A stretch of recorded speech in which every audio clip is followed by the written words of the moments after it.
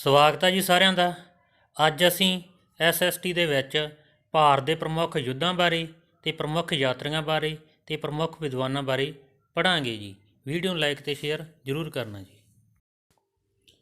ਪ੍ਰਾਚੀਨ ਭਾਰਤੀ ਵਿਦਵਾਨ ਤੇ ਉਹਨਾਂ ਦੇ ਗ੍ਰੰਥ।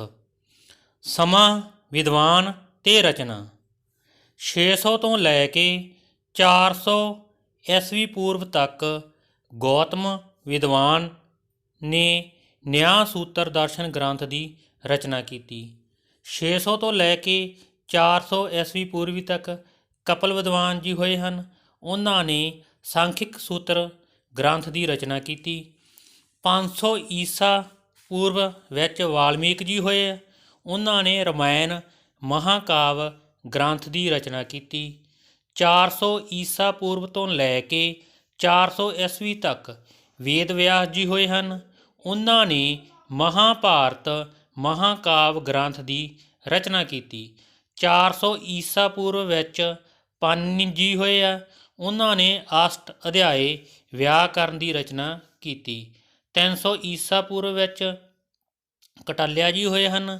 ਉਹਨਾਂ ਨੇ ਅਰਥ ਸ਼ਾਸਤਰ ਗ੍ਰੰਥ ਦੀ ਰਚਨਾ ਕੀਤੀ ਹੈ, ਜਿਸ ਵਿੱਚ ਸਾਨੂੰ ਰਾਜਨੀਤੀ ਤੇ ਪ੍ਰਸ਼ਾਸਨ ਬਾਰੇ ਜਾਣਕਾਰੀ ਮਿਲਦੀ ਹੈ। 200 ਈਸਾ ਪੂਰਵ ਵਿੱਚ ਤੋਂ ਲੈ ਕੇ 200 ਈਸਵੀ ਤੱਕ ਮੰਨੂ ਜੀ ਹੋਏ ਹਨ। ਉਹਨਾਂ ਨੇ ਮੰਨੂ ਸਮ੍ਰਿਤੀ ਗ੍ਰੰਥ ਦੀ ਰਚਨਾ ਕੀਤੀ ਹੈ, ਜਿਸ ਵਿੱਚ ਸਾਨੂੰ ਕਾਨੂੰਨ ਬਾਰੇ ਜਾਣਕਾਰੀ ਮਿਲਦੀ ਹੈ। 150 ਈਸਵੀ ਪੂਰਵ ਵਿੱਚ ਪਤੰਜਲੀ ਜੀ ਹੋਏ ਹਨ। ਉਹਨਾਂ ਨੇ ਯੋਗ ਦਰਸ਼ਨ ਗ੍ਰੰਥ ਦੀ ਰਚਨਾ ਕੀਤੀ ਹੈ, ਜਿਸ ਵਿੱਚ ਸਾਨੂੰ ਯੋਗ ਬਾਰੇ ਗਿਆਨ ਪ੍ਰਾਪਤ ਹੁੰਦਾ ਹੈ। 100 ਤੋਂ ਲੈ ਕੇ 200 ਈਸਵੀ ਤੱਕ ਅਸ਼ਵਘੋਸ਼ ਹੋਏ ਹਨ। ਉਹਨਾਂ ਨੇ ਬੁੱਧ ਚਰਿਤ ਗ੍ਰੰਥ ਦੀ ਰਚਨਾ ਕੀਤੀ ਹੈ। 200 ਈਸਵੀ ਪੂਰਵ ਤੋਂ ਲੈ ਕੇ 200 ਈਸਵੀ ਤੱਕ ਮੰਨੂ ਸਮ੍ਰਿਤੀ ਗ੍ਰੰਥ ਦੀ ਰਚਨਾ ਕੀਤੀ ਸੀ। 150 ਈਸਵੀ ਪੂਰਵ ਵਿੱਚ ਪਤੰਜਲੀ, ਜਿਸ ਨੇ ਯੋਗ ਦਰਸ਼ਨ ਗ੍ਰੰਥ ਦੀ ਰਚਨਾ ਕੀਤੀ ਸੀ। 100 ਤੋਂ ਲੈ ਕੇ 200 ਈਸਵੀ ਤੱਕ ਅਸ਼ਵਘੋਸ਼, ਇਸ ਨੇ ਬੁੱਧ ਚਰਿਤ ਦੀ ਰਚਨਾ ਕੀਤੀ ਸੀ। 100 ਤੋਂ ਲੈ ਕੇ 445 ਈਸਵੀ ਤੱਕ ਚਰਕ, ਜਿਸ ਨੇ ਚਰਕ ਸੰਹਿਤਾ ਗ੍ਰੰਥ ਦੀ ਰਚਨਾ ਕੀਤੀ ਸੀ, ਜਿਸ ਵਿੱਚ ਮੈਡੀਸਨ ਅਤੇ ਇਲਾਜ ਬਾਰੇ ਦੱਸਿਆ ਗਿਆ ਹੈ। 375 ਤੋਂ ਲੈ ਕੇ 445 ਈਸਵੀ ਤੱਕ ਕਾਲੀਦਾਸ ਨੇ ਗ੍ਰੰਥਾਂ ਦੀ ਰਚਨਾ ਕੀਤੀ ਸੀ। ਸਕੁੰਤਲਾ, ਮੇਘਦੂਤ ਤੇ ਕੁਮਾਰ ਸੰਭਵ ਗ੍ਰੰਥਾਂ ਦੀ ਰਚਨਾ ਕੀਤੀ ਸੀ। ਚੌਥੀ ਸ਼ਤਾਬਦੀ ਦੇ ਵਿੱਚ ਵਿਸ਼ਨੂੰ ਸ਼ਰਮਾ ਜੀ ਹੋਏ ਹਨ। ਉਹਨਾਂ ਨੇ ਪੰਚਤੰਤਰ ਗ੍ਰੰਥ ਦੀ ਰਚਨਾ ਕੀਤੀ ਸੀ, ਜਿਹੜਾ ਗ੍ਰੰਥ ਕਹਾਣੀਆਂ ਨਾਲ ਸੰਬੰਧਿਤ ਹੈ। 476 ਤੋਂ ਲੈ ਕੇ 550 ਈਸਵੀ ਤੱਕ ਆਰੀਆ ਭੱਟ, ਜਿਸ ਨੇ ਆਰੀਆ ਭੱਟ ਨਾਮ ਗ੍ਰੰਥ ਦੀ ਰਚਨਾ ਕੀਤੀ ਸੀ, ਜਿਸ ਵਿੱਚ ਖਗੋਲ ਅਤੇ ਜੋਤਿਸ਼ ਵਿਦਿਆ ਬਾਰੇ ਦੱਸਿਆ ਗਿਆ ਹੈ। 6ਵੀਂ ਸ਼ਤਾਬਦੀ ਵਿੱਚ ਵਿਸਾਖਾ ਦੱਤ ਨੇ ਮੁਦਰਾ ਰਾਕਸ਼ ਗ੍ਰੰਥ ਦੀ ਰਚਨਾ ਕੀਤੀ ਸੀ। 606 ਤੋਂ ਲੈ ਕੇ 647 ਈਸਵੀ ਤੱਕ ਹਰਸ਼ਵਰਧਨ ਨੇ ਨਾਗਾਨੰਦ, ਪ੍ਰਿਯਦਰਸ਼ਕਾ ਤੇ ਰਤਨਾਵਲੀ ਪੁਸਤਕਾਂ ਦੀ ਰਚਨਾ ਕੀਤੀ ਸੀ। 12ਵੀਂ ਸ਼ਤਾਬਦੀ ਵਿੱਚ ਕੱਲਨ ਨੇ ਰਾਜਤਰੰਗਣੀ ਦੀ ਰਚਨਾ ਕੀਤੀ ਸੀ, ਜਿਸ ਵਿੱਚ ਕਸ਼ਮੀਰ ਦੇ ਇਤਿਹਾਸ ਬਾਰੇ ਦੱਸਿਆ ਗਿਆ ਹੈ। 12ਵੀਂ ਸ਼ਤਾਬਦੀ ਵਿੱਚ ਜੈਦੇਵ ਨੇ ਗੀਤ ਗੋਬਿੰਦ ਦੀ ਰਚਨਾ ਕੀਤੀ ਸੀ। 12ਵੀਂ ਸ਼ਤਾਬਦੀ ਦੇ ਵਿੱਚ ਚੰਦਰਬਰਦਈ ਨੇ ਪ੍ਰਿਥਵੀ ਰਾਜ ਰਾਸੋ ਦੀ ਰਚਨਾ ਕੀਤੀ ਸੀ, ਜਿਸ ਵਿੱਚ ਪ੍ਰਿਥਵੀ ਰਾਜ ਚੌਹਾਨ ਬਾਰੇ ਦੱਸਿਆ ਗਿਆ ਹੈ। ਹਾਂਜੀ, ਇਸ ਤੋਂ ਅੱਗੇ ਪਹਿਲਾ ਯੁੱਧ 326 ਈਸਵੀ ਪੂਰਵ ਵਿੱਚ ਜੇਹਲਮ ਦਾ ਯੁੱਧ ਹੋਇਆ, ਜੋ ਸਿਕੰਦਰ ਤੇ ਪੋਰਸ ਦੇ ਵਿਚਕਾਰ ਹੋਇਆ ਸੀ ਤੇ ਜਿਸ ਵਿੱਚ ਸਿਕੰਦਰ ਦੀ ਜਿੱਤ ਹੋਈ ਸੀ। 261 ਈਸਵੀ ਪੂਰਵ ਵਿੱਚ ਕਲਿੰਗ ਦਾ ਯੁੱਧ ਹੋਇਆ, ਜੋ ਅਸ਼ੋਕ ਤੇ ਖਾਰੇਵਾਲ ਵਿਚਕਾਰ ਲੜਿਆ ਗਿਆ ਸੀ। ਇਸ ਵਿੱਚ ਅਸ਼ੋਕ ਦੀ ਜਿੱਤ ਹੋਈ ਸੀ ਤੇ ਅਸ਼ੋਕ ਦਾ ਅੰਤਮ ਯੁੱਧ ਸੀ।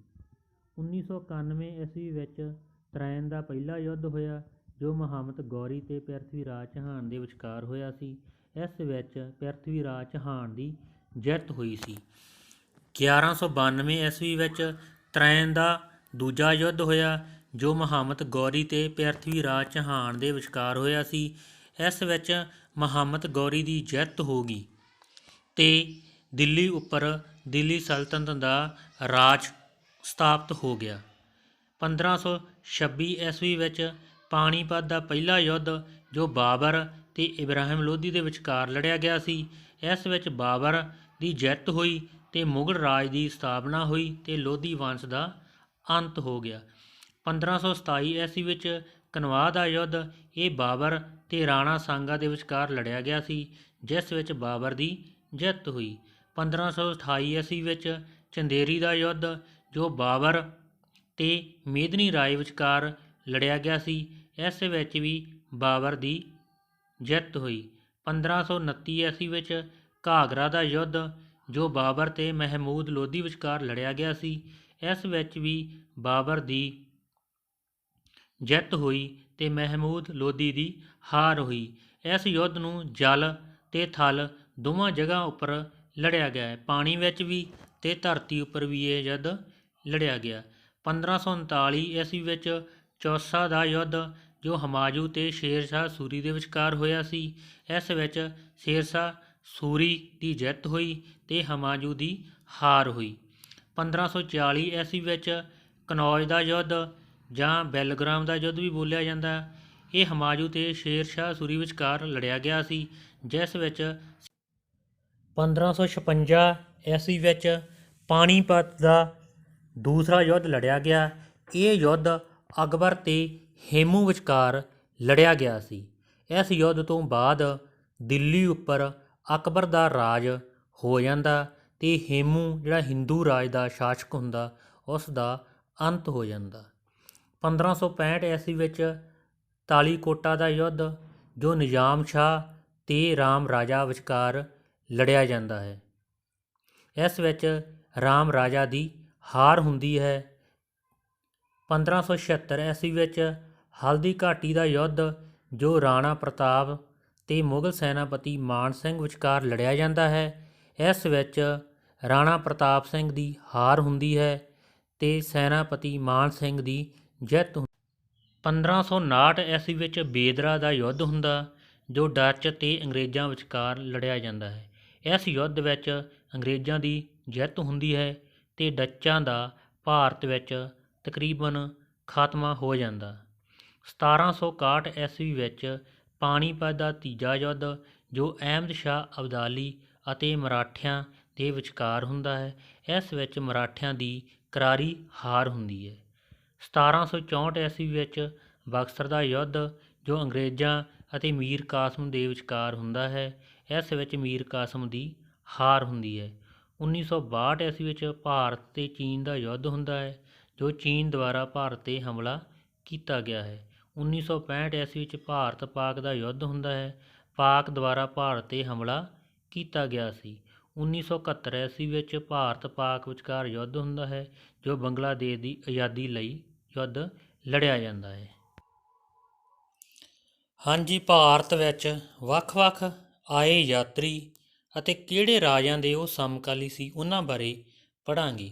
ਨੰਬਰ 1 'ਤੇ 305 ਤੋਂ ਲੈ ਕੇ 297 ਈਸਵੀ ਪੂਰਵ ਤੱਕ ਯਾਤਰੀ ਮੈਕਸਥਨੀਜ਼ ਯੂਨਾਨੀ ਰਾਜਦੂਤ ਚੰਦਰ ਗੁਪਤ ਮੌਰੀਆ ਦਾ ਸਮਕਾਲੀ ਸੀ। ਨੰਬਰ 2 'ਤੇ 399 ਤੋਂ ਲੈ ਕੇ 414 ਈਸਵੀ ਪੂਰਵ ਤੱਕ ਫਾਈਜ਼ਨ ਚੀਨੀ ਬੁੱਧ ਯਾਤਰੀ ਚੰਦਰ ਗੁਪਤ ਦੂਜਾ ਦਾ ਸਮਕਾਲੀ ਸੀ। 629 ਤੋਂ ਲੈ ਕੇ 644 ਈਸਵੀ ਪੂਰਵ ਤੱਕ ਹਿਊਨ-ਸਾਂਗ ਚੀਨੀ ਬੁੱਧ ਯਾਤਰੀ ਜੋ ਹਰਸ਼ਵਰਧਨ ਦੇ ਕਾਲ ਵਿੱਚ ਆਇਆ ਸੀ।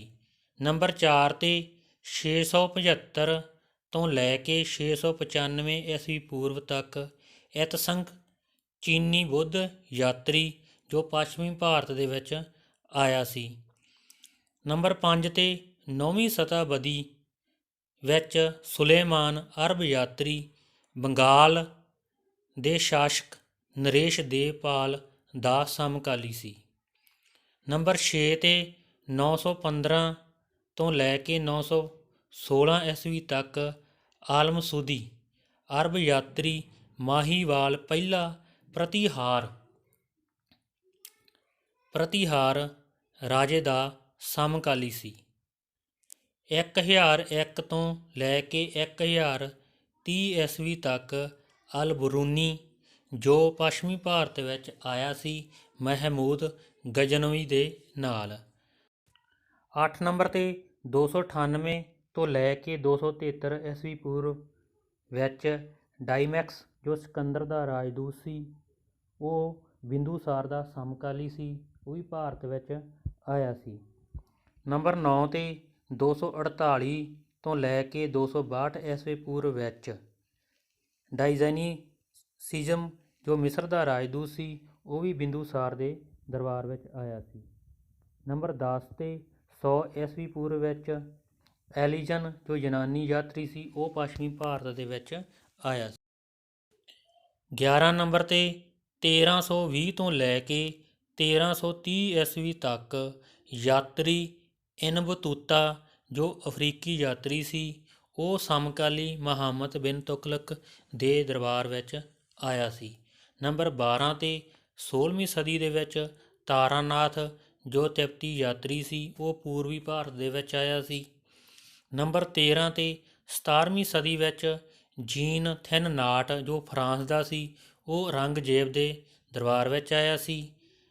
ਨੰਬਰ 14 'ਤੇ 17ਵੀਂ ਸਦੀ ਪੀਟਰ ਮੰਡੀ ਜੋ ਇਟਲੀ ਦਾ ਸੀ, ਉਹ ਸ਼ਾਹਜਹਾਂ ਦਾ ਸਮਕਾਲੀ ਸੀ। ਨੰਬਰ 15 'ਤੇ 17ਵੀਂ ਸਦੀ ਵਿੱਚ ਵਨਿਜਰ ਜੋ ਫਰਾਂਸ ਦਾ ਸੀ, ਉਹ ਵੀ ਔਰੰਗਜ਼ੇਬ ਦਾ ਸਮਕਾਲੀ ਸੀ। ਜਿੰਦਾ ਪੀਰ ਕਿਹੜੇ ਮੁਗਲ ਬਾਦਸ਼ਾਹ ਨੂੰ ਕਿਹਾ ਜਾਂਦਾ ਹੈ? ਉਹ ਔਰੰਗਜ਼ੇਬ ਨੂੰ ਕਿਹਾ ਜਾਂਦਾ ਹੈ। ਧੰਨਵਾਦ ਜੀ। ਵੀਡੀਓ ਨੂੰ ਲਾਈਕ ਅਤੇ ਸ਼ੇਅਰ ਜ਼ਰੂਰ ਕਰ।